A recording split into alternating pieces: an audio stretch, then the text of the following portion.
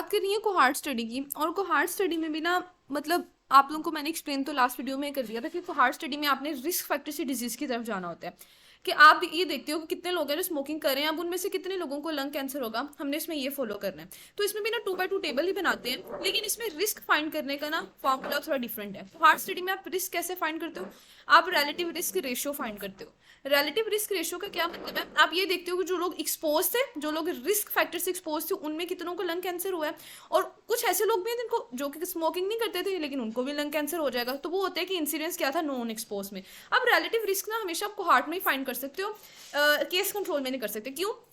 क्योंकि case control में आप इंसिडेंस नहीं फाइंड कर सकते। और केस कंट्रोल में आप इंसिडेंस क्यों नहीं फाइंड कर सकते? क्योंकि केस कंट्रोल में तो आप उस वक्त स्टडी शुरू कर रहे हो जब लोगों को डिजीज हो चुकी है, तो पहले से वो लोग डिजीज है। तो इंसिडेंस तो ये होता है कि न्यू केसेस किसी एरिया में, वैसे मेजर्स ऑफ मोबिलिटी हम नेक्स्ट वीडियो में देखेंगे, इंसिडेंस को नेक्स्ट वीडियो में स्टडी करेंगे, बस स्टिल आपको कोई ना कोई कंसेप्ट तो होगा ना इंसिडेंस का। तो इंसिडेंस होता है कि किसी भी डिजीज के न्यू एरिया में कितने केसेस आए हैं, मतलब उस एरिया में न्यू केसेस कितने हैं। अब ये न्यू केसेस वाला जो कॉन्सेप्ट है, ये कोहार्ट स्टडी पे तो अप्लाई हो सकता है, क्योंकि कोहार्ट स्टडी में आप लोग रिस्क फैक्टर से स्टार्ट करो, फिर आप उसको फॉलो करो नेक्स्ट 10 ईयर, फिर आपको पता चलेगा अच्छा न्यू केसेस कितने हैं। ठीक है, तो जब इंसिडेंस फाइंड ही कोहार्ट स्टडी में किया जा सकता है, तो इसका मतलब है रिलेटिव रिस्क भी सिर्फ कोहार्ट स्टडी में ही आप फाइंड कर सकते हो।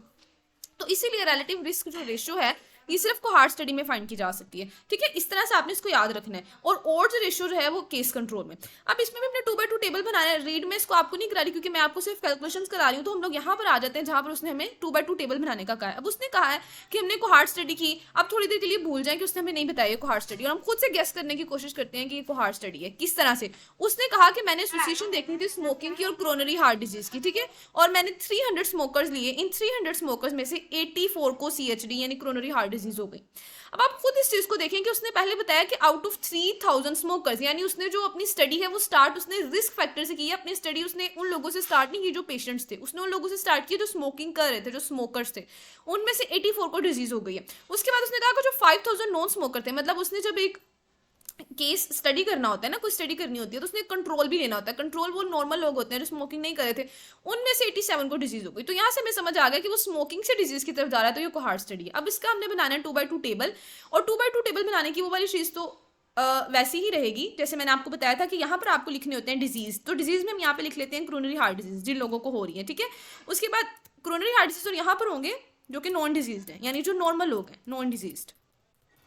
ठीक है, उसके बाद अब हमने लिखना होता है, ये तो हो गए ना डिजीज वाले। अब हमने ये लिखना होता है कि वो कितने लोग हैं जिनको जो एक्सपोज हुए थे, एक्सपोयर हुआ था। अब यहाँ पे हमारा रिस्क फैक्टर क्या है? स्मोकिंग। तो जो स्मोकर्स थे यहाँ पर हम वो लिखेंगे, और यहाँ पर हम वो लिखेंगे जो नॉन स्मोकर्स थे। ठीक है, इस तरह से हमारा 2x2 टेबल बन जाएगा। इसको थोड़ा सा इधर ले आते हैं। चलें, तो ऐसे हमारा 2x2 टेबल बन जाएगा कि यहाँ पर है जो रिस्क फैक्टर है एक्सपोज हो रहे हैं, यहाँ पर वो वाले लोग हैं जो रिस्क फैक्टर से एक्सपोज ही नहीं हो रहे, ये वाले लोग हैं जो कि जिनको डिजीज हो चुकी है, और यहाँ पर वो वाले लोग हैं जिनको डिजीज भी नहीं हुई। तो आपने क्या करना है? अपने वैल्यूज पुट करनी है। वैल्यूज आपने कैसे पुट करनी है? आप इसको यहाँ से पढ़ना शुरू करें, अपना डाटा निकालना शुरू करें। सबसे पहले आपको यहाँ पर वो वैल्यू लिखनी है जो कि डिजीज भी है, स्मोकर भी है। उसने कहा कि जो 5000 स्मोकर नहीं, थोड़ी 3000 स्मोकर थे, उनमें से 84 को डिजीज हुई, यानी कि 84 लोग ऐसे थे जो कि स्मोकर्स भी थे और उनको डिजीज भी थी। तो यहाँ पर लिख दें, यहाँ पर लिख दें 84। अब ये 84 लोग कौन है? जिनको डिजीज भी है और जो स्मोकर भी है। अब 3000 थे ना, इनमें से 3000 में से 84 माइनस करेंगे तो हमारे पास वो वाले लोग आएंगे जो स्मोकर्स तो थे लेकिन नॉन डिजीज थे, उनको डिजीज नहीं हुई। तो वो हम यहाँ पर लिखेंगे। तो 3000 माइनस 84 यानी 3000 माइनस 84, तो ये आएंगे आपके पास नॉन डिजीज 2916। ठीक है, ये वो वाले लोग हैं जिनको रिस्क फैक्टर के साथ एक्सपोज हो रहे थे लेकिन डिजीज नहीं हुई। अब यहाँ पर हमने वो वाली वैल्यू लिखनी है। ऊपर से देखें, साइड से देखें। ऊपर से देखें कि क्रोनरी हार्ट डिजीज है, यानी वो वाले लोग जो पेशेंट्स हैं लेकिन रिस्क फैक्टर से उनका एक्सपोजर नहीं हो रहा, नॉन स्मोकर है। तो ये कौन से लोग हैं? उसने कहा था कि मेरे पास 5000 नॉन स्मोकर थे, इनमें से 87 को डिजीज हुई थी। तो यहाँ पे सिंपली हम लिख देंगे 87। ठीक है, 87 लिख देंगे।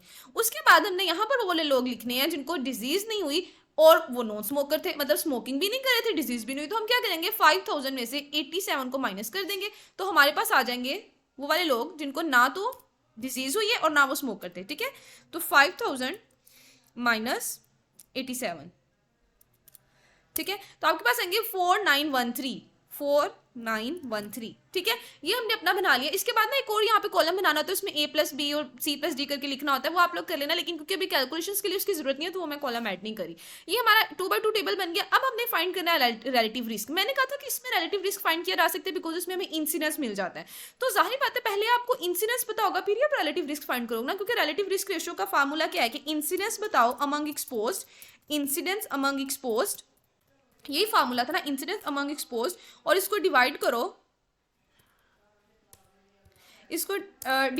इंसिडेंस अमंग नॉन एक्सपोज्ड, है ना। तो अब आपको पता चलेगा कि इंसिडेंस अमंग एक्सपोज्ड कितना है और इंसिडेंस अमंग नॉन एक्सपोज्ड कितना है, फिर ही आप ये रेशियो फाइंड कर सकते हो।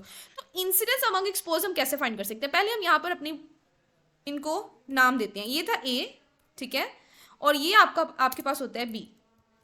आपने ये चीज भी जरूर मेंशन करनी है 2x2 टेबल बनाने के बाद। ये होता है सी, ठीक है, और ये होता है डी। अब आपने क्या करना है, इंसिडेंस अमंग एक्सपोज्ड। पहले देखिए इनमें से एक्सपोज लोग हैं कौन से, जो एक्सपोज्ड हैं, तो ये वाले सारे लोग एक्सपोज्ड हैं, स्मोकर, है ना, एक्सपोज यही है ना, 2916 भी और 84 भी, यानी टोटल जो 3000 लोग थे ये सारे एक्सपोज्ड हैं। अब हमने ये देखना है इनमें से कितनों को डिजीज हुई, तो हम ए ओवर ए प्लस बी कर देंगे। ए वो वाले लोग थे जिनको डिजीज हुई और ए प्लस बी वो वाले लोग थे जो टोटली क्या थे, एक्सपोज थे। तो कितना आसान है इसको याद रखना कि ऊपर वाली पूरी लाइन थी जो एक्सपोज थी, और हमने ये देखना है उनमें से कितनों को डिजीज हुई, तो ए ओवर हम करेंगे ए ओवर ए प्लस बी, ठीक है, एक मिनट, ए प्लस बी, ये हो जाएगा इंसिडेंस अमंग एक्सपोज्ड। अब आपने देखना है इंसिडेंस अमंग नॉन एक्सपोज्ड, तो इंसिडेंस अमंग नॉन एक्सपोज्ड के लिए आप क्या करोगे, नॉन एक्सपोज है कितने, ये वाले सारे नॉन एक्सपोज है ना, नीचे वाले ये सारे नॉन स्मोकर हैं, इनमें कितनों को डिजीज हुई है, ये 87 को।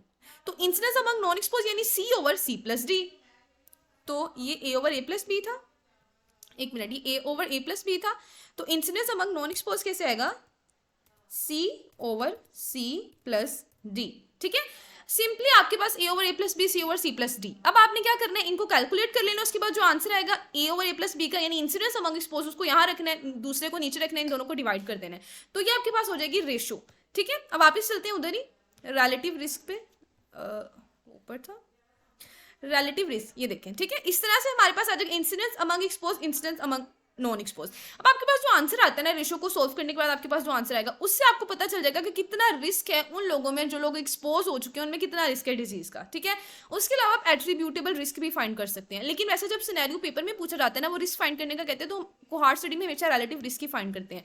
लेकिन एट्रीब्यूटेबल अगर रिस्क फाइंड करना हो तो उसमें ये करते हैं कि incidence of disease among expose, ये तो हमने फाइंड कर लिया था ए ओवर ए प्लस बी से, ये देखें जैसे यहाँ पर है ए ओवर ए प्लस बी से, इसमें से माइनस कर देना उस इंसिडेंस को जो नॉन एक्सपोज का था, यानी सी ओवर सी प्लस डी को, दोनों को माइनस कर देना और फिर डिवाइड एक्सपोज वाले पे कर देना, यानी ए ओवर ए प्लस बी वाले पे ही डिवाइड कर देना। तो ये होता है एट्रीब्यूटेबल रिस्क, ठीक है, ये भी आप फाइंड कर सकते हो। यहाँ पर हमारी कोहॉर्ट स्टडी कंप्लीट हो गई। आपको मैंने ये भी बता दिया कि कैसे आपने देखना होता है, हमेशा सिनेरियो को ध्यान से पढ़ना है और ये देखने की कोशिश करनी है कि वो हमें पहले रिस्क, जैसे वो कह रहे हैं ना आउट ऑफ 3000 स्मोकर इतनों को डिजीज थी, अगर ये केस कंट्रोल होती ना उससे कहना था आउट ऑफ 3000 पेशेंट्स इतने जो थे वो स्मोकर थे, मतलब उसने बात इस तरह से करनी थी कि आउट ऑफ 3000 स्मोकर 84 जो थे, नहीं सॉरी, आउट ऑफ 3000 पेशेंट 84 जो थे वो स्मोकिंग करते थे। अब वो कह रहे हैं आउट ऑफ 3000 स्मोकर इतनों को डिजीज हुई है, तो अगर वो रिस्क फैक्टर से डिजीज की तरफ, रिस्क फैक्टर से रिजल्ट की तरफ, आउटकम की तरफ जा रहा है, तो वो हमेशा आपके पास कोहार्ट स्टडी होती है, उसमें लंबे अर्स तक फॉलो किया जाता है, ठीक है। अब नेक्स्ट वीडियो में हम बात करेंगे मेजर्स ऑफ मोर्बिडिटी की, जिसमें इंसिडेंस देखेंगे, प्रीवेलेंस देखेंगे, अटैक रेट है, सेकेंडरी अटैक रेट है, ये सारे हैं, ठीक है। इसके बाद हमारे एपिडेमियोलॉजी की कैलकुलेशंस खत्म हो जाएंगी, फिर हम नेक्स्ट चैप्टर की तरफ जाएंगे।